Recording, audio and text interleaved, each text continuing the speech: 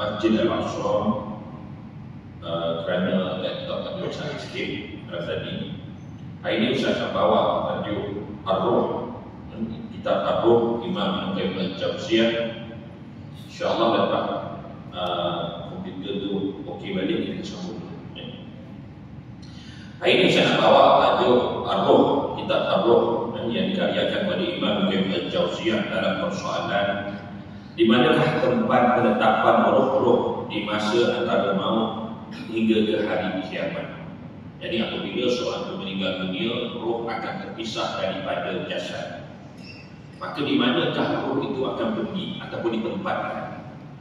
Adakah roh itu di langit ataupun di bumi? Jadi adakah dia berada di alam barzakh, iaitu di langit maupun di barzakh bumi? Adakah roh itu di dalam syurga atau di luar syurga? Kalau dia di alam barzakh, adakah dia dah masuk syurga? Hal belum lagi berlakunya perhitungan ataupun hisab di sisi Allah Taala. Ataupun sebenarnya dia berada dalam keutamaan yang bukan dalam syurga. Adakah roh itu dinaungi oleh jasad-jasad yang bukan jasad-jasadnya yang asal, yang dahulu dia berada di dalamnya dan dia merasakan nikmat atau terseksa di dalamnya. Jadi maksudnya di sini, adakah roh itu berpindah kepada jasad yang lain? Bukan jasad dia yang asal, yang mana dia mendapat nikmat ketika dia berada dalam jasad tersebut. Ataupun semua roh itu terpisah di suatu tempat yang lain, ataupun di satu tempat yang bukan tempat yang dimaksudkan tadi, ataupun tempat yang mana roh itu pernah ada di satu tempat sebelum ia ditiupkan ke dalam jasad. Itu semua persoalan-persoalan yang diinputkan oleh Imam Ibn Qayyim Al-Jauziyah perihal apa yang dinyatakan ataupun apa yang dikatakan orang mengenai roh ini pergi di mana. Kata Imam Ibn Qayyim Al-Jauziyah, benarlah ini adalah satu persoalan yang besar yang pernah dibicarakan oleh ramai orang.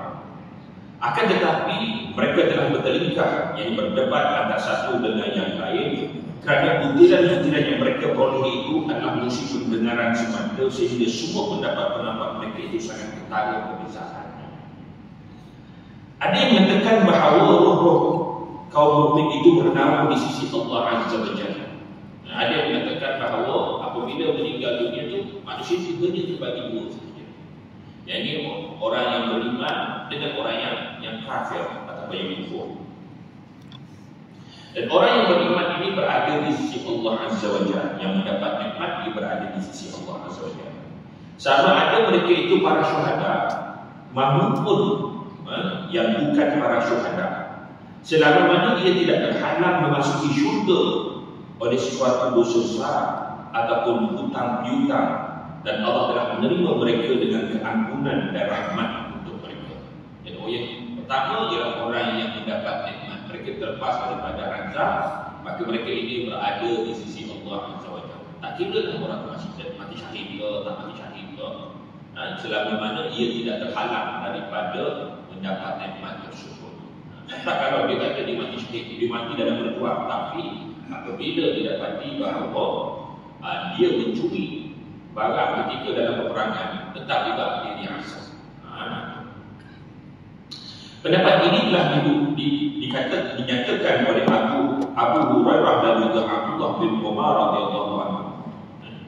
Pendapat yang pertama ini yang menyatakan roh orang mukmin itu berada di sisi Allah Azza wa Jalla adalah pendapat daripada Abu Hurairah radhiyallahu anhu dan juga Abdullah bin Umar radhiyallahu anhu. Ada pendapat lain yang mengatakan bahawa roh itu berada di pekarangan syurga, dikelilingi pintu-pintunya, sehingga sampai kepada mereka segala kesenangan, kenikmatan dan rezekinya. Ada pendapat lain lagi yang mengatakan bahawa roh itu berada di kuburan masing-masing. Ini sebagaimana yang dinyatakan dalam satu hadis Al-Bara bin Azib. Hadis Al-Bara bin Azib mengisahkan ketika Nabi SAW bersama dengan para sahabat yang lain, ketika mereka menantikan kedatangan jenazah dan mereka menantikan di kuburan Baqi Al-Baqar, maka itu di waktu itu Nabi cerita dengan cerita yang sangat panjang. Kisah bagaimana apabila seorang itu seorang telah didatangi oleh malaikat maut. Ketika Jika soal itu didatangi oleh ghamaratil maut, atau sakaratul maut, maka dia akan diperlihatkan sama ada syurga atau neraka. Kalau orang yang beriman, mereka akan nampak tempatnya di syurga.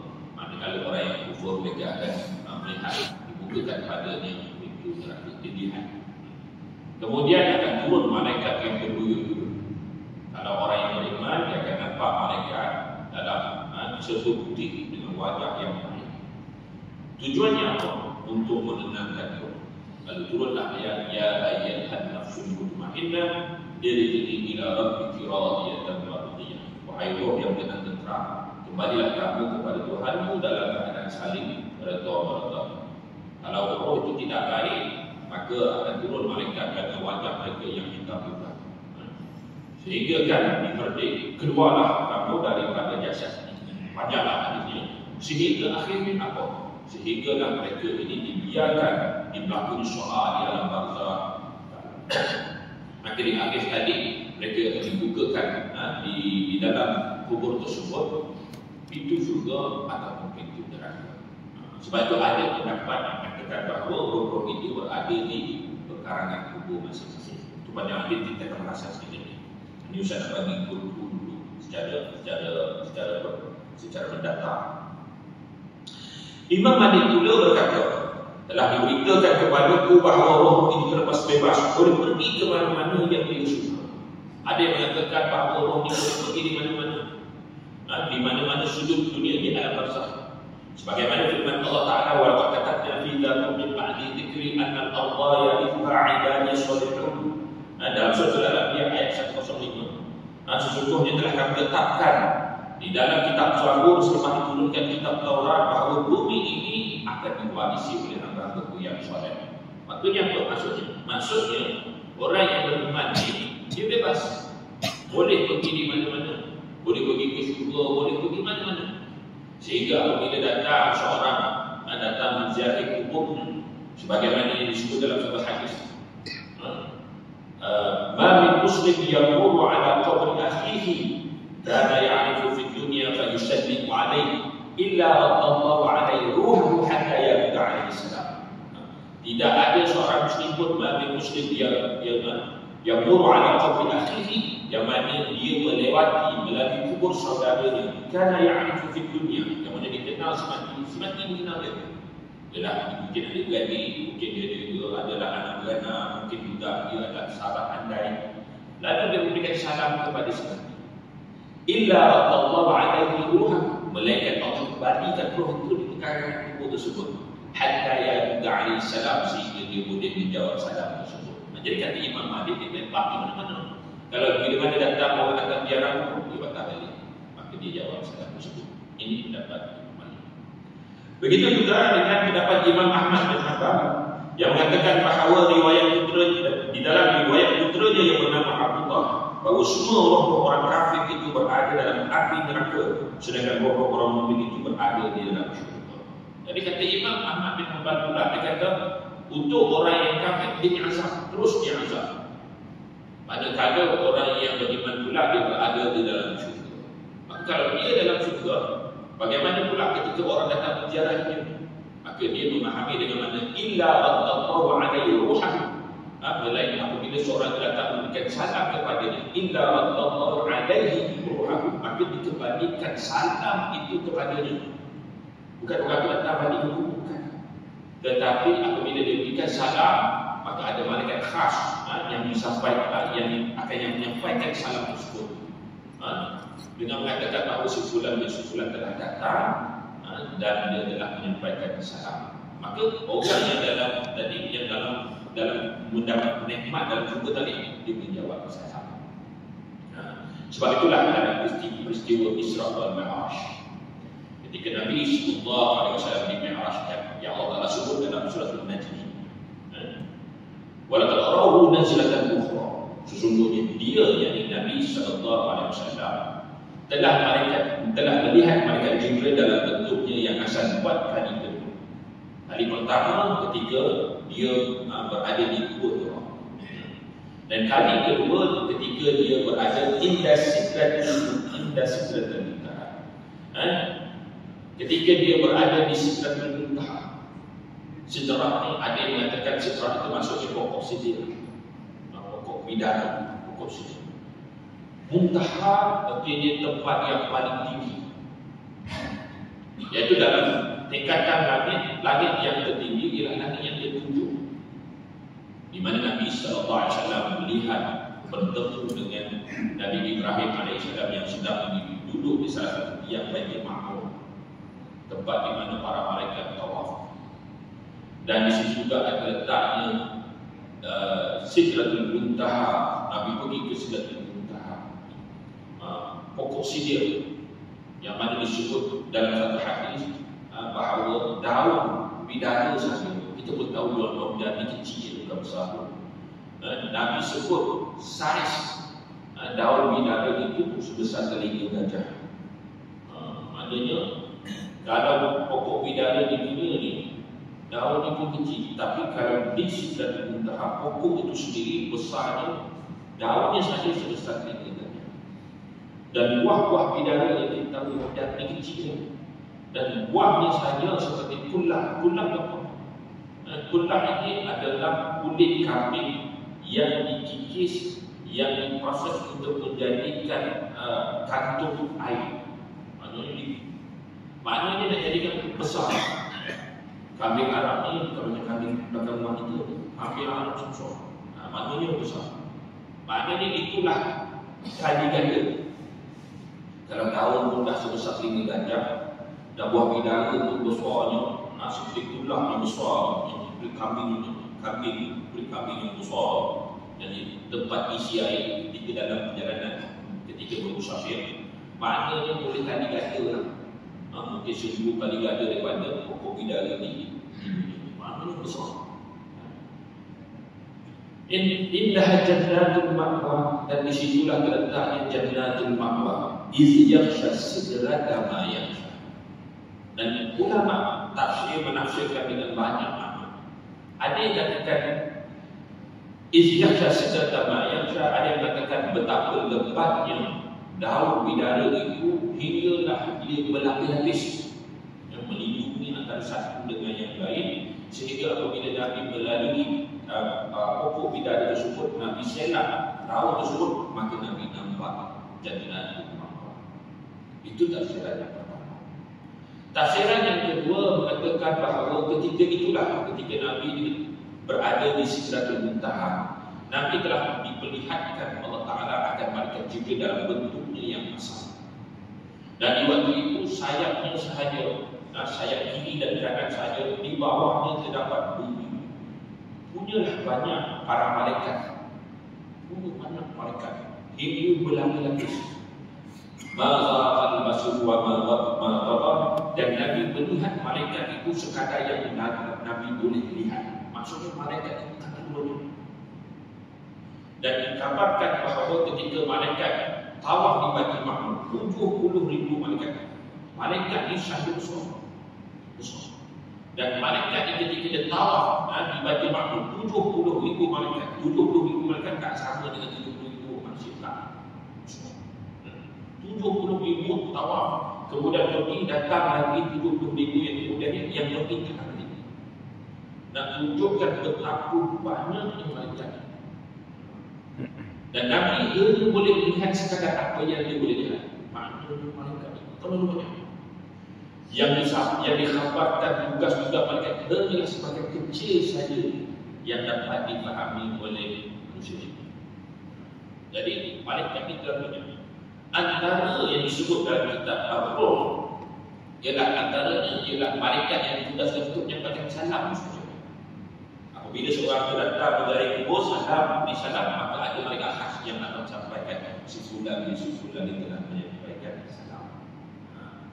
Jadi tidak heran sekiranya seluruh manusia di seluruh dunia berselawat ke atas Nabi SAW, menyampaikan salam itu sampai kepada Nabi.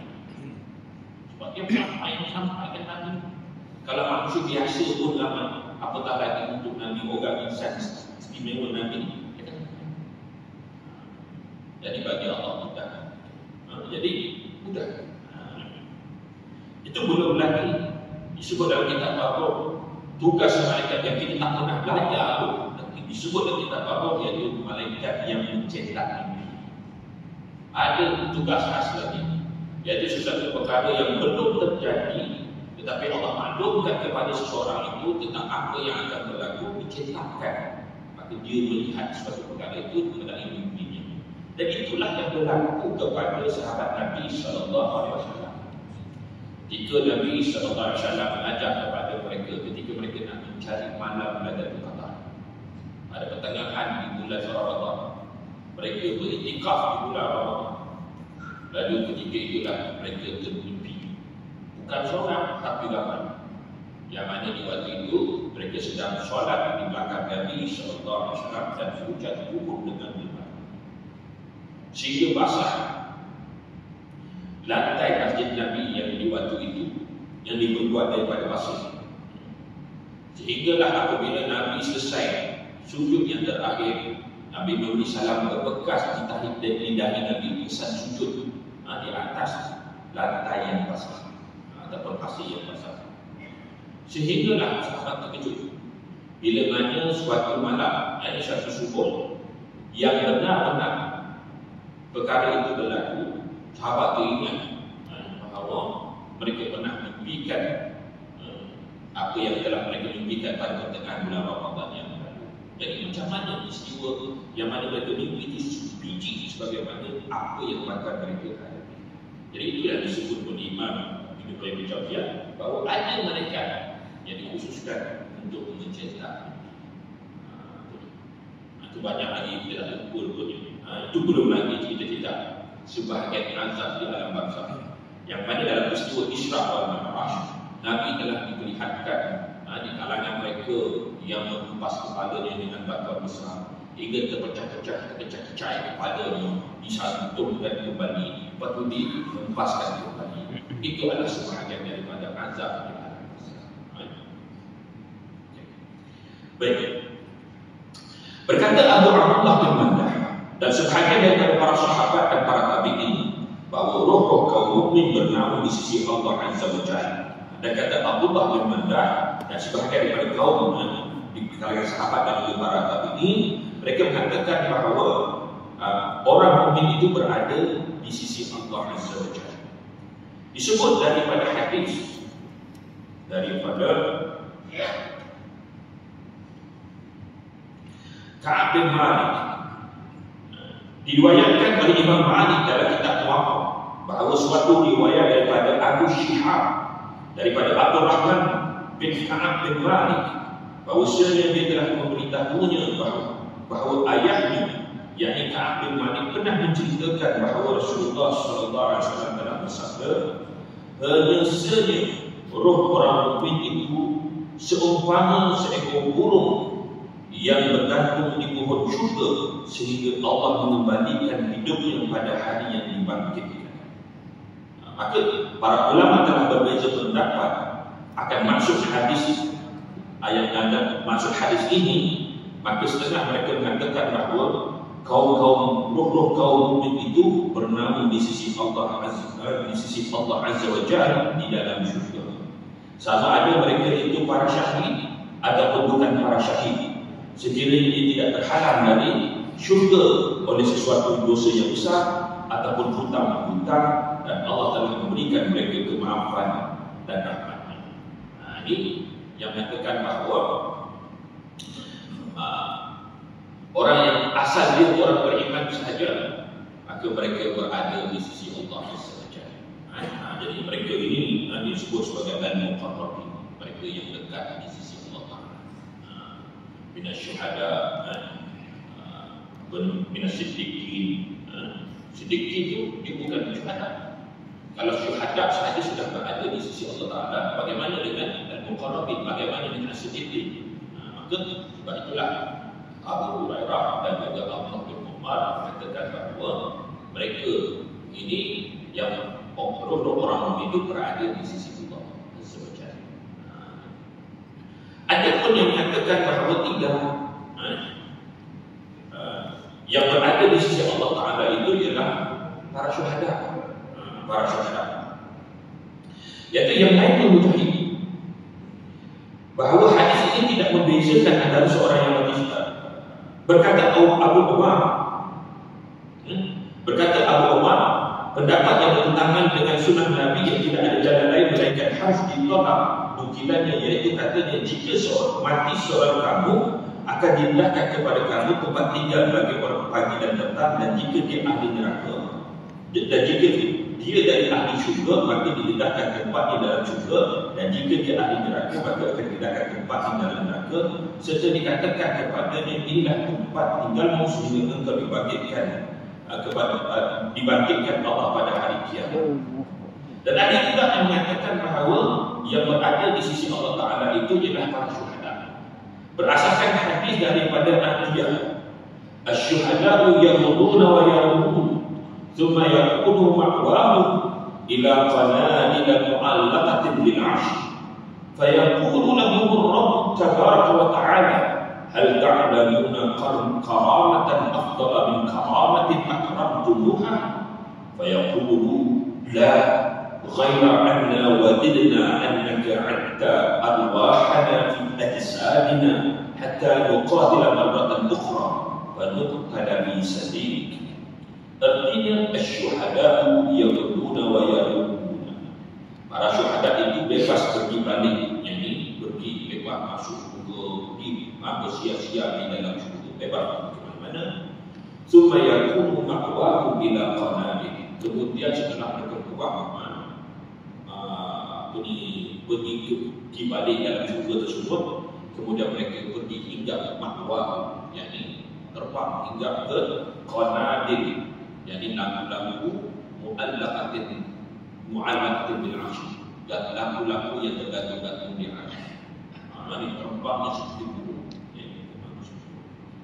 Maka ketika mereka ini dah mendapat nikmat tersebut, fayaqulu lahum rabb tabaraka wa ta'ala, maka Allah pun berkata kepada mereka ini, kepada para syuhada ini, hal ta'lamu karamatan afdal min karamatin akramtumuha, adakah kamu mendapati ada lagi kemuliaan yang diberikan kemuliaan ini kepada kamu?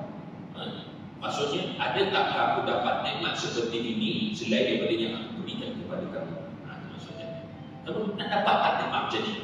Yang kamu bebas masuk surga, makan segala apa yang ada dalam surga, yang nikmat macam ni, pernah tak kamu dapat macam ni?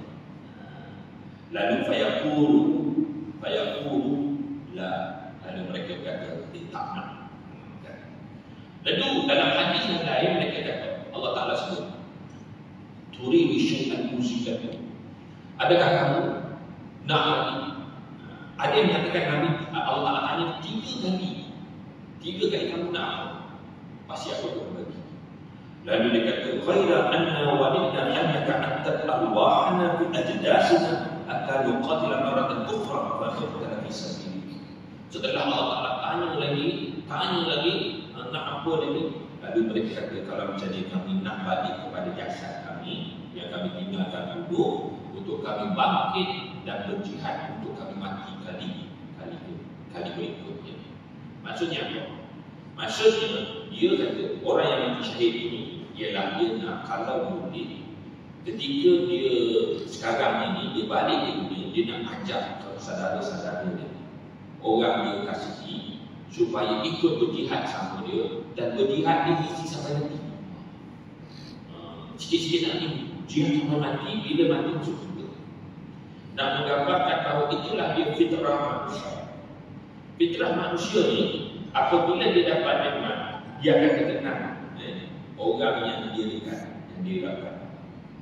Betul je lah kita pergi rombongan, katalah maksudnya ni buat rombongan untuk pergi mana, pergilah ke tempat yang istimewa, menembak ke tempat ke. Jadi kita sampai ke tempat yang nikmat, kita akan tengok kalau bestnya, kalau si fulan ada itu saya. Fitrah manusia begitu. Dia dapat makan yang sedap ke, atau tempat makan dia boleh pilih-pilih ke, yang dia nak. Kalau boleh orang yang dia suka tu ikut saja. Itu memang fitrah. Hatta dalam surga pun dia begitu juga. Kalau boleh dia nak daripada orang yang dia kasih ketika di dunia tu dapat nikmat. Latar belakang daripada ayat hadis ini ialah kisahnya. Ada yang mengatakan ia berlaku selepas daripada perang Uhud. Ketika dalam peperangan Uhud, di mana ada 70 sahabat yang syahid, terutamanya di kalangan Ansar. Kerana mereka cuba mempertahankan Nabi SAW, akhirnya mereka ini syahid yang dikorban dalam peperangan tersebut. Dan mereka ini adalah orang yang ditempatkan Allah Ta'ala terus masuk ke dalam syurga. Dan datang pula waris daripada keluarga masing-masing. Datang keluarga masing-masing. Bila mana keluarganya telah meninggal dunia, didatang bertemu dengan Rasulullah. Ya Rasulullah, bagaimana dengan keadaan anak? Wahai Rasulullah, bagaimana dengan keadaan suami? Dan inilah fitrah manusia. Fitrah manusia ni, bila mana ada orang yang dia rapat, yang dia sayang, mati ataupun meninggal dunia, dia nak tahu sangat khabar macam mana keadaan suami dia ke, anak dia ke, selamat ataupun tak selamat. Selamat ke tak selamat, masuk syurga ke tak masuk syurga. Kalau dia masuk syurga, dia akan begini. Tetapi kalau dia dikhabarkan, dia anggap dia akan sedih. Jadi ketika datang bertemu dengan Nabi SAW, tanyakan khabar keluarga yang telah pun meninggal dunia. Ini dia. Serentak dengan itu, mereka yang mendapat nikmat yang pergi keluar bersia-sia dalam syurga tu, dia beritahu macam mana kami nak beritahu ya Allah yang kami dapat nikmat ni supaya orang di dunia tu tak timbang. Sebab nak minta supaya dia balik tak dapat. Jadi dia nak khabarkan kepada orang di dunia tadi agar dapat nikmat sama. Dan Nabi pula kebetulan pula didatangi keluarga waris, tanya soalan yang lebih kurang sama. Maka turunlah ayat dalam surah Ali Imran ayat 169 hingga 170. Di mana Allah Taala berfirman, "Wala tahsabanna alladziina qutilu fi sabilillahi amwata bal ahya'un 'inda rabbihim yurzaqun farihina bima atahumullahu min fadlihi." Jangan kamu sangka bahawa mereka yang terbunuh, yang terkorban di jalan Allah, mereka itu mati. Bahkan mereka tetap hidup di sisi Tuhan mereka dan memperoleh rezeki. Farihina bima atahumullahu min fadlihi. Dan mereka dalam keadaan mereka itu bergembira dengan apa yang Allah datangkan kepada mereka daripada kelebihan. Allah bergembira dengan nikmat-nikmat yang Allah kurniakan kepada mereka. Turunnya ayat ini menggembirakan mereka yang ada di dunia dan juga menggembirakan mereka yang berada di syurga, bahawa mesej itu telah sampai kepada mereka. Jadi ini hujah yang mengatakan bahawa mereka-mereka orang yang mati syahid, yang mati syahidlah yang berada di sisi Allah Subhanahu Wa Taala. Berbeza pendapat yang tadi, kita tetap apabila mati syahid, orang tak mati syahid pun berada di sisi Allah Taala. Kalau mati syahid sudah berada di sisi Allah Taala, tak lagi orang yang siddiqin seperti Sayyidina Umar, seperti Sayyidina Abu Bakar. Jadi mereka-mereka ini lagilah kedudukannya lebih tinggi di samping orang yang mati syahid. Maksud itu pendapat yang kedua. Dan ada pendapat yang ketiga mengatakan bahawa mereka ini berada di pekarangan kubur masing-masing. Macam mana pula mereka boleh mendapat nikmat sedangkan mereka ini belum lagi melalui proses perhitungan.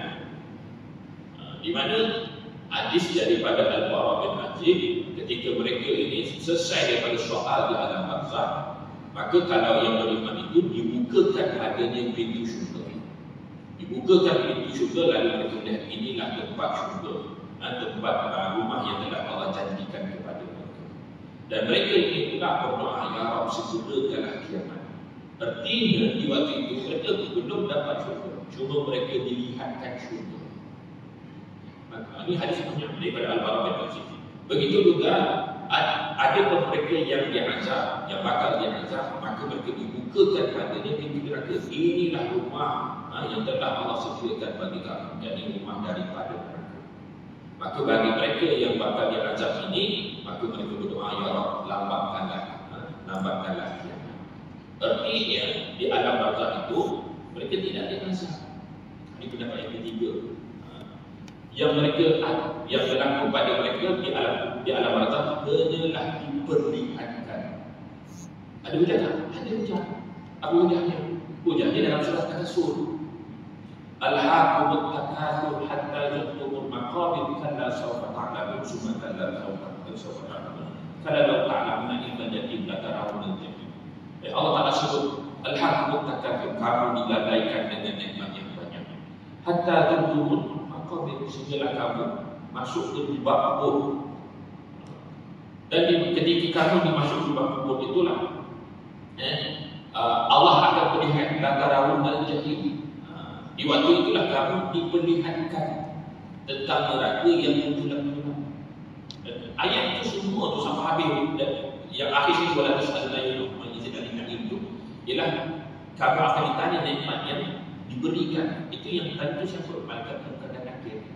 Jadi keseluruhan ayat itu nak menceritakan bahawa paling tinggi pun benda diperlihatkan, bukan diazab, maka benda diperlihatkan. Maka dia dapat pendapat yang ketiga, yang di waktu itu dia diperlihatkan azab. Jadi kalau diperlihatkan azab, maka tidak azab. Bahkan ada yang katakan melihat azab merupakan azab. Melihatkan syurga itu pun dah nikmat. Jadi pendapat yang kedua. Jadi setiap mereka ini ada bijaknya. Itu kata Imam Ibn Al-Jawziyah. Jadi ada yang ditengok itu betul juga. Macam mana orang itu boleh masuk neraka sedangkan dia belum lagi perhitungan? Macam mana pula dia boleh masuk syurga sedangkan belum lagi mulai proses perhitungan? Sedangkan orang yang datang dengan syurga yang banyak belum tentu masuk syurga. Kan ada hadis. Nabi kata ada guna dengan muflis. Adakah kamu tahu siapa orang yang muflis itu? Orang yang muflis adalah orang yang tak ada harta, kata Imam Sahabat. Lalu Nabi kata ada pun orang yang muflis di kalangan umatku, dia datang dengan pahala yang banyak, puasanya, daripada zakatnya, daripada sedekahnya, daripada solatnya. Tapi dengan orang ini syaitan, dia caci maki, dengan orang ini dia pikul, dengan orang ini fitnah, sebagainya. Akhirnya apabila dibicarakan di hadapan Allah Ta'ala, Allah ambil pahala ini dan diberikan kepada masa. Kalau pembicaraan belum tamat, sedangkan pahala dah habis, diambilkan usul itu dilimpahkan kepadanya, akhirnya masuk neraka. Nah, orang yang dosanya banyak, pahala yang banyak, belum tentu masuk juga. Setelah melalui proses mencaci setiap orang. Bahkan kalau ada orang dosanya setinggi langit sekalipun, belum tentu masuk neraka. Kan Allah nak tanya, baca ikrah apa yang tertulis dalam kitab itu. Lalu mereka kata, Allah Ta'ala tanya kepada dia, adakah malaikat Nabi telah bersuara kepada Nabi Musa? Apakah yang ditulis oleh mereka itu benar? Lalu Allah keluarkan satu lembaran kecil, diletakkan pada timbangan amal yang baik. Ternyata lembaran itu lebih berat daripada dosa yang setinggi langit. Akhirnya dia masuk surga, walaupun dosa setinggi langit. Jadi perhitungan syurga dan neraka itu setelah melalui proses hitungan tadi. Masuk syurga dan neraka itu lepas hitungan tadi. Jadi sebab itu Allah sebut kullu nafsin za'iqatul maut wa innama tuwaffawna ujurakum yawmal qiyamah. Semuanya akan menghadapi kematian. Setiap yang berjamaah itu pasti akan mati. Kullu nafsin za'iqatul maut wa innama tuwaffawna, dan apabila di kalangan mereka yang telah sempurna telah melalui proses perhitungan di sisi Allah, barang siapa faqad zuzi'a 'anil barang siapa yang selamatkan dari neraka wa yudkhilul jannah, lalu dimasukkan syurga, dia adalah orang yang berjaya.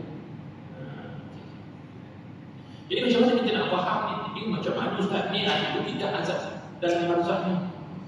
Kan kejap ada, kejap tak ada. Mula-mula 15 minit awal faham, tambah lagi 15 minit tak faham lah. Ini macam mana kita nak belajar ini? Tidak. Dan intinya dia pembahasan yang cuba Ustaz simpulkan, dan nanti di hujung nanti kita akan simpulkan. Okay.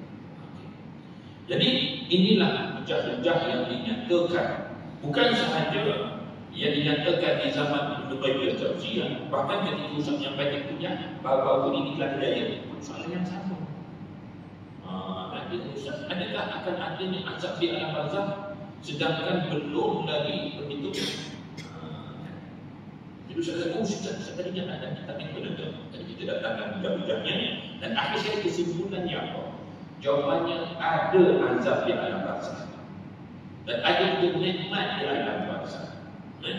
Buktinya ialah ketika Nabi SAW dalam peristiwa Isra wal Mi'raj, Nabi telah melihatkan sebagian daripada azab di alam barzakh, iaitu mereka yang berbutir di kaki dengan butir yang besi, yang mereka yang mengupas kepalanya dengan batu besar terpecah-pecah pada satu balik. Itu sebagai daripada azab dalam bangsa. Nikmat pula Nabi melihat sekumpulan manusia yang bercucuk tanam. Hari yang mana mereka semai, hari itu hari juga mereka tuai. Setiap kali mereka tuai, tumbuh lagi hasil. Sehingga Nabi tanya, ya Jibril, man aku Nabi, wahai Jibril, siapakah mereka ini? Dan Jibril kata, mereka inilah orang yang berjihad dan menginfakkan hartanya di jalan Allah, yang mana Allah gandakan mereka dengan keadaan yang melipat kali ganda. Dan juga pernah ketika di hadis yang kedua, Nabi pernah melihat ketika dalam peperangan Badar, setelah habis perang Badar, Allah berikan kemenangan kepada Islam. Nabi perintahkan semua para sahabat kumpulkan mayat-mayat Quraisy, diletakkan dalam satu lahat, dalam satu lubang, lalu ditimbus. Bila dah timbus, sahabat berlari ke tempat lain. Nabi berdiri lagi di atas buku tersebut. Nabi sendiri melihat dengan mata kepala Nabi. Ini kelebihan yang Allah berikan kepada Nabi dan tidak diberikan kepada orang lain. Dia khusus khasa'is daripada Nabi. Khasa'is yang Allah berikan kepada Nabi. Nabi nampak sendiri di mana roh-roh mereka dicuba lari dan dihambat oleh malaikat azab, dipukul, dihambat, dan ada yang terbelah dulu. Lalu Nabi panggil, Nabi sebut nama mereka satu persatu. Wahai fulan bin fulan, wahai fulan bin fulan, wahai fulan bin fulan. Adakah kalian mendapati janji Tuhan kalian itu benar? Sesungguhnya aku mendapati bahawa janji Tuhan yang kalian Tuhan adalah benar. Nabi sebut. Ketika itulah bila mana Sayyidina Umar nampak Nabi sedang bercakap seorang. Sayyidina Umar tak nampak. Lalu Sayyidina Umar bertanya kepada Nabi, ya Rasulullah, adakah Tuhan bercakap kepada mereka yang sudah menjadi bangsa? Lalu Nabi kata, sesungguhnya mereka lebih mendengar daripada wahyu. Sebab itu dalam kitab ini Ibnu Qayyim Al-Jauziyah mengatakan bahawa talqin itu bermanfaat. Kenapa bermanfaat?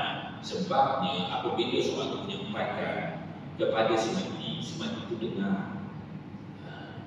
Si mati dengar. Walaupun yang datang belum tentu dengar. Yang datang mengiringi belum tentu dengar. Duduk jauh sikit dia bersifat. Tetapi untuk si mati dia dengar. Sebab itu hadis talqin itu ada. Hadis talqinnya pun talqin indah mantau la ilaha illallah. Dan talqinkan kepada orang yang di sisi orang telah meninggal dunia di kalangan kamu dengan kalimat la ilaha illallah. Dan itu maksudnya ajarkan. Dan hadis ini yang disebutnya ada dua makna. Satu ketika menghadapi sakarat, iaitu ketika nak menghadapi sakarat lebih manfaat daripada setelah meninggal dunia. Sebab ketika sakarat itulah yang patut diajar. Sebab apabila diajar kalimat la ilaha illallah, ketika dia menghadapi sakarat dan kalimat terakhir yang diucapkan la ilaha illallah itu dakhala jannah. Itu satu.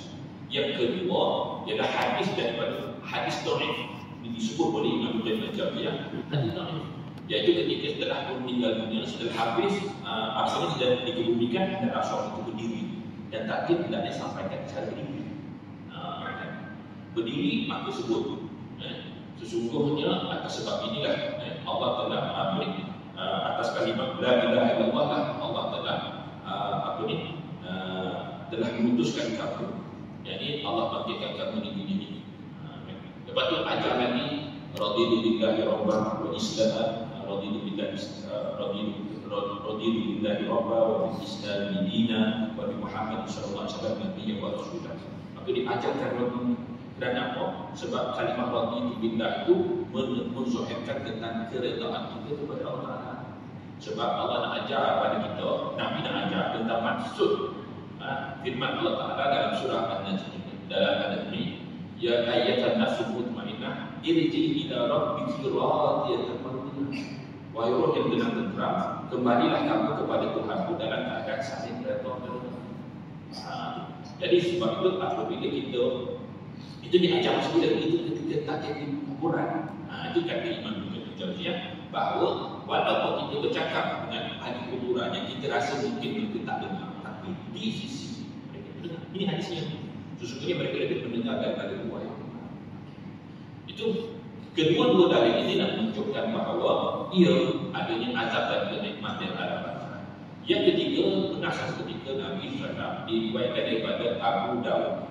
Setelah mereka selesai kebumikan jenazah, lalu Nabi kata doakan buat saudara, sesungguhnya ia sedang disoal. Menunjukkan bahawa adanya fitnah di alam barzakh. Dan yang ketiga, pada saat ketika Nabi dalam perjalanan, Nabi berhenti. Lalu Nabi turun, Nabi patahkan beberapa tambang, Nabi patah dua. Nabi letakkan ni dua kuburan. Satu dia azab disebabkan Nabi Mat, satu lagi azab disebabkan Musa Sembawi. Itu menunjukkan bahawa adanya azab di alam barzakh dan adanya nikmat di alam barzakh. Maka timbul lagi, kalau nikmat di alam barzakh, kalau di alam barzakh pun ada nikmat dan juga azab, apa gunanya azab di akhirat nanti? Apa bezanya nikmat dan juga azab di akhirat? Maka jawab untuk menjawab, ini ada beza. Bezanya ialah azab di alam barzakh itu dikenakan ke atas roh sahaja. Dan nikmat yang diperolehi, yang dikecapi ialah nikmat yang dikecapi oleh roh sahaja. Berbanding dengan nikmat dan azab di akhirat nanti, itu dirasakan oleh roh dan jasad. Sehingga kan Imam Qayyim Al-Jauziyah, Syekh Yusuf Al-Qaradawi menyatakan bahawa azab dan nikmat yang hakiki itu tidak di akhirat. Ada pun nikmat ataupun azab di dalam barzakh adalah sebahagian sahaja. Dan hikmahnya Allah Ta'ala jadikan azab di dalam barzakh, sekiranya dia terlepas, maknanya dia terlepas di alam barzakh, maka ia pasti akan terlepas di akhirat. Jadi pentingnya apabila seorang itu mengetahui bahawa adanya nikmat dan juga azab di alam barzakh, maka hikmahnya ialah orang yang hidup boleh mendoakan buat semati. Sebab itu doa orang hidup sangat bermanfaat buat semati. Ini sebagaimana yang Nabi ajarkan dalam surah kita, Allahumma firlahu warhamhu wa'afihi wa'fu. Kalau dia tidak bermanfaat, Nabi tak ajar. Buat apa nak baca? Sebab dia tak ada bermanfaat. Tetapi ia bermanfaat sebab Nabi ajar. Artinya Imam Ibn Al-Jauziyah menyatakan di alam barzakh azab ada dua. Satu azab yang berkekalan, jadi terus menerus daripada mula dia dicabut nyawanya sampailah berlaku timpalan satu kali yang pertama. Itulah yang berlaku kepada Fir'aun. An-naru ya'ridu 'alaiha ghuduwwan wa 'ashiyyan wa yawma taqumu sa'atun adkhilu 'ala fir'auna ashad al-'azab. Dan mereka itu dimintakan kepada Fir'aun panggilan pertama ini. Fir'aun itu diazab panggilan pertama itu saja. Dan yang kedua azab yang mengikut kadar. Mengikut kadar yang ada dua. Satu mengikut kadar dosa yang dia lakukan. Dah kasabat alaiha ma kasabat. Orang yang melakukan kebaikan dia akan dapat nikmat. Tapi kalau orang itu melakukan kejahatan dia akan diazab. Dan azab itu mengikut kadar dosa yang dia lakukan. Dan kedua mengikut kadar ialah kadar yang mana Allah telah mengampunkan dosanya. Iaitu dia melakukan dosa, lalu oleh sebab orang yang hidup mendoakan keampunan Tuhan dan Allah Ta'ala terima, lalu azab yang terhenti. Dan itu banyak sekali disebut dalam kitab Al-Quran macam siang. Jadi artinya kalau seorang itu telah diselamatkan di alam barzakh, artinya dia juga akan selamat di akhirat. Jadi jangan sedih apabila dibangkitkan kelak, apabila dia mendapat kitab Suratul Amal, kisahnya tidak banyak. Kerana apa? Sudah kerana Allah telah mengampunkan dosanya. Jadi ketiga dia alam barzakh tadi. Sebab itu penting kita menyantuni rakan kita, sahabat kita dengan santunan yang baik. Sebab kita tidak tahu di kalangan mereka doa siapa di kalangan mereka yang mustajab. Daripada kita terus bermusuh-musuh. Di zaman sekarang teknologi yang macam-macam, permusuhannya pun hebat. Jadi penting. Jadi itu saja yang saya nak kongsikan di penghujung kuliah kita ini. Dan sebagai akhirnya Ustaz teringat akan firman akan sabda Nabi SAW, "Qad ja'akum syahrun mubarak iftaradallahu 'alaikum as-siyam wa tuftahu fihi babul jannah wa tughlaqu fihi babul jahim wa tuqadu fihi syayatin fihi khairun min alf fihi lailah khairun min alf syahr wa man hurma khairaha faqad." Sungguhnya akan datang kepada kamu bulan yang penuh dengan keberkatan, yakni bulan Ramadan yang penuh dengan barakah. Difardukan kepada kamu berpuasa, dibukakan pada bulan tersebut pintu syurga, ditutup pada bulan tersebut pintu neraka, dibelenggu syaitan-syaitan pada bulan tersebut. Di dalam bulan tersebut ada satu malam yang lebih baik daripada 1000 bulan. Barang siapa yang terhalang daripada mendapat kebaikan tersebut, maka dia akan terhalang daripada mana-mana bulan.